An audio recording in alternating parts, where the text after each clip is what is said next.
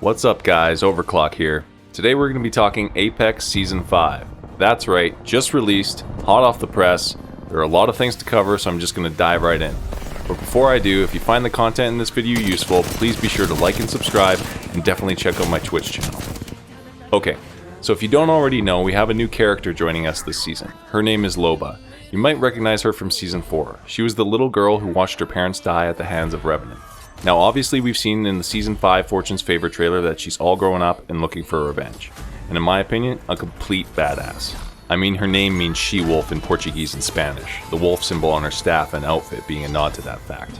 It doesn't get any more badass than that. When it comes to actual gameplay, her abilities are pretty awesome. To kick things off, she has her tactical ability, Burglar's Best Friend.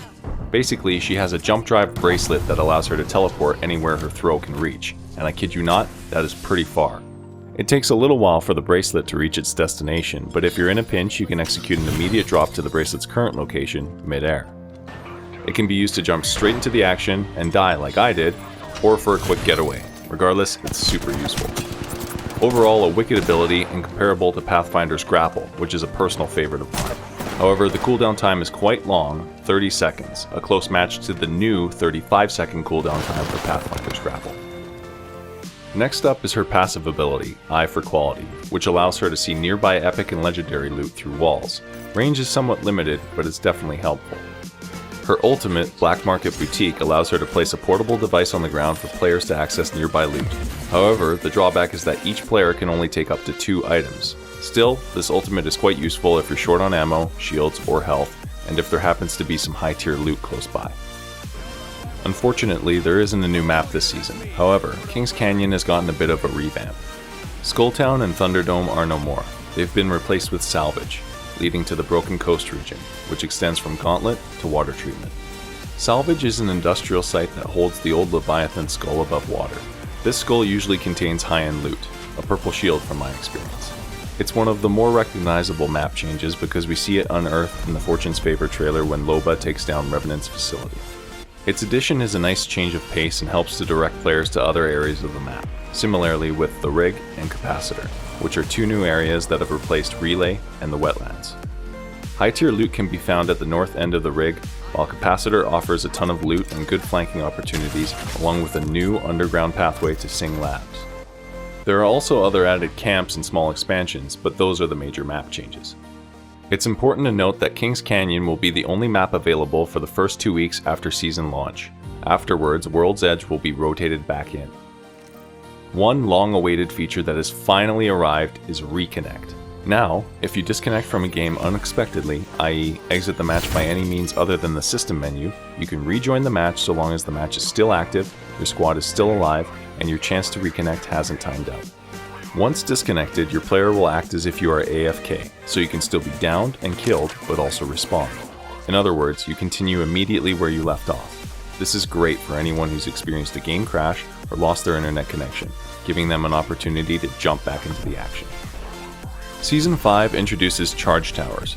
They're new devices as a result of the Kings Canyon map excavation that allow you to grant a full ultimate charge to any legend standing on the platform when the charge blast goes off. All you have to do is initiate the blast via the Charge Tower terminal.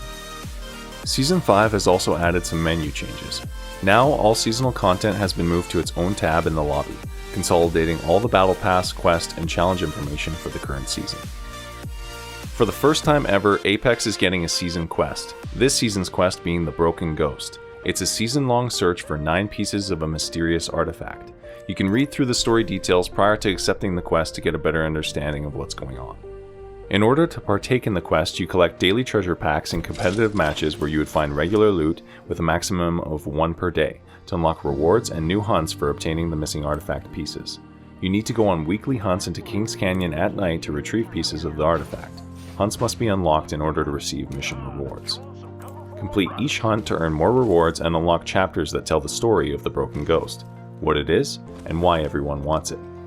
Recover all 9 relic pieces to unlock more rewards, complete the quest, and uncover a secret about the Outlands.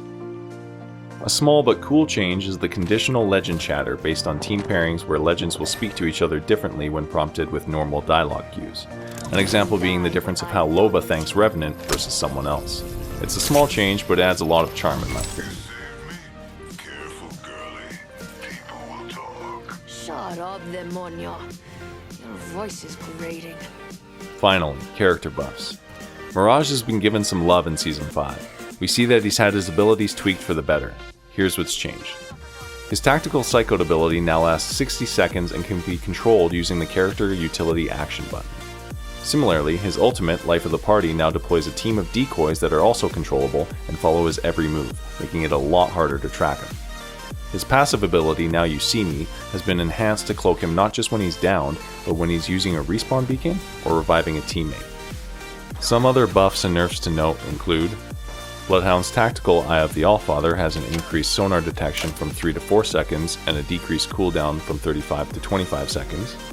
Crypto's drone can now ping banners to warn enemies of nearby squads. Lifeline has an increased bin ratio of 20% and knockdown shields removed from the secret compartment loot pool. Caustic friendly gas no longer slows teammates and caustic traps are no longer triggered from the other side of a door. Fair nerf and even better buff. Octane Launchpad cooldown is reduced from 90 to 60 seconds.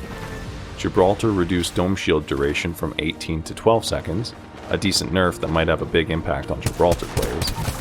Pathfinder, the cooldown for grappling hook has been increased from 15 seconds to 35 seconds. Definitely the biggest nerf of this update.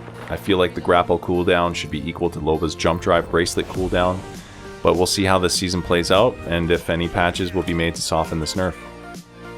On to weapon and loot updates. Season 5 is the first season Apex doesn't get a new weapon. However, there are many changes that need to be mentioned. The fully kitted gold weapons in Season 5 include the Longbow, Hemlock, Spitfire, EVA 8, and RE45. The Mastiff and the Peacekeeper have switched places when it comes to regular loot and special care package drops. The Mastiff is now a regular drop but with reduced damage, headshot multiplier, and fire rate among some other tweaks, while the Peacekeeper is more accurate, faster to reload and fire, and is now obtained via care packages as a special drop. Some other gear changes include the Alternator having an increased mag size, the RE45 having a slight damage reduction but reduced reload time, the Havoc vertical and horizontal recoil being increased, as well as higher recoil on initial fire, the Longbow headshot multiplier slightly reduced, the Wingman headshot multiplier slightly reduced. Regarding hop-ups, the Skull Piercer has been brought back for the Longbow and the Wingman, increasing the headshot multipliers of each substantially, explaining why they lowered the default headshot multiplier.